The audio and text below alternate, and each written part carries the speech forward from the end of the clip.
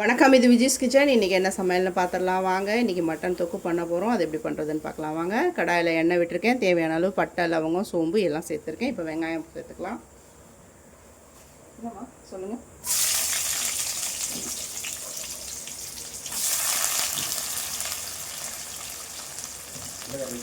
வெங்காயம் நல்லா வதங்கணும். வெங்காயம் வதங்கினதும் தக்காளி சேர்த்துக்கலாம்.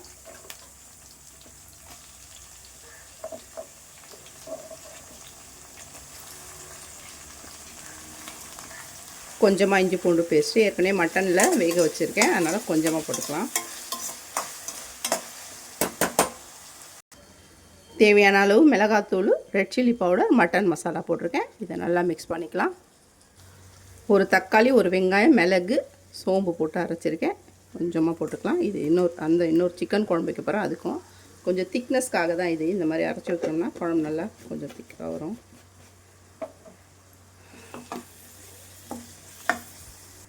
நல்லா பச்சை வாசனை போகிற அளவுக்கு வதக்கினதுக்கப்புறமா நம்ம உப்பு சேர்த்துக்கலாம். ஏற்கனவே மட்டனில் உப்பு சேர்த்துருக்கேன், அதனால் கொஞ்சமாக சேர்த்துக்கலாம். இதில் பச்சை பட்டாணி, இது உரிச்சது பச்சை பட்டாணி, அதை சேர்த்துக்கலாம்.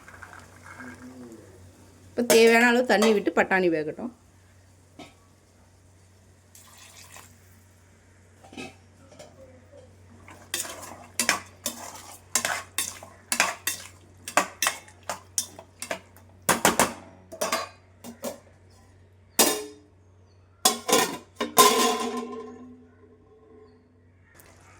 பட்டாணி பாதி வந்துச்சு. இப்போ வேக வச்ச மட்டனை தண்ணியோடு சேர்த்துக்கலாம்.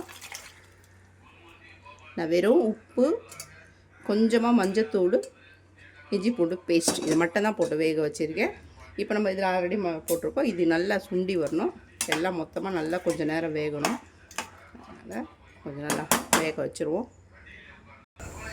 நல்லா சூப்பராக வந்துட்டு பாருங்கள். இப்போ நம்ம லைட்டாக பெப்பர் தூவி இறக்கிக்கலாம். ரொம்ப வேண்டாம், நம்ம ஏற்கனவே போட்டிருக்கோம் நிறையா, அதனால் கொஞ்சம் கடைசியாக போடும்போது நல்ல வாசனையாக இருக்கும்.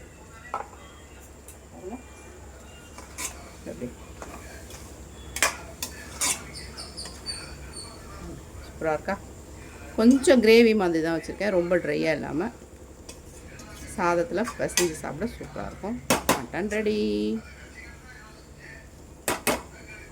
கடைசியாக மல்லி தூவி நல்லா கிளற வேண்டாம், தூவி ஒரு 5 நிமிஷம் மூடிடலாம். அதுக்கப்புறம் அந்த வாசனையிலே சூப்பராக இருக்கும். மட்டன் தொக்கு, சிக்கன் குழம்பு, நல்லா மிளகு போட்டு சூப்பராக வச்சுருக்கேன். அடுத்து ரசமாக சட்டியில் தான் வச்சாச்சு இன்றைக்கி. அடுத்து ஒயிட் ரைஸ் வடித்தாச்சு. நைட்டுக்கும் சேர்த்து கொஞ்சம் வடித்தாச்சு. கொஞ்சம் பேர் சாதம் சாப்பிடுவாங்க, கொஞ்சம் பேர் தோசை ஊற்றிக்குவாங்க. அதனால் நைட்டுக்கும் சேர்த்து வச்சாச்சு.